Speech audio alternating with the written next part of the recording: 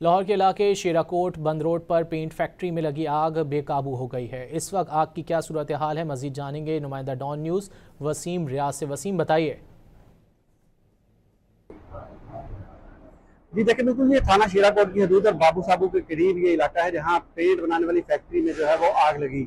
मुकामी अफराद और रेस्क्यू के मुताबिक आग जो है वो सुबह 6 बजे लगी और आग लगने की अभी तक वजूहात जो है वो सामने नहीं आ सकी, लेकिन अभी तक फायर फाइटिंग जो है वो की जा रही है। यहाँ एक दर्जन से ज्यादा व्हीकल्स जो है वो रेस्क्यू की मौजूद है, रेस्क्यू के एहलकार यहाँ पर मौजूद हैं।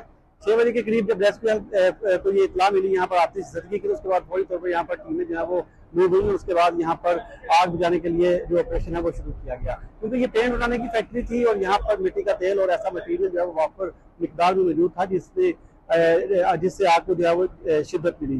तो यूं आग ने देखते देखते शिद्दत इख्तियार की और फिर मुकामी अफराद ने फौरी तौर पर इमदादी टीमों को इतला दी, जिसके बाद फायर फाइटिंग जो है वो शुरू की गई। रेस्क्यू के मुताबिक यहाँ पहुंचकर जो पहला काम सबसे पहले किया गया वो आग को मजीद फैलने से रोका गया।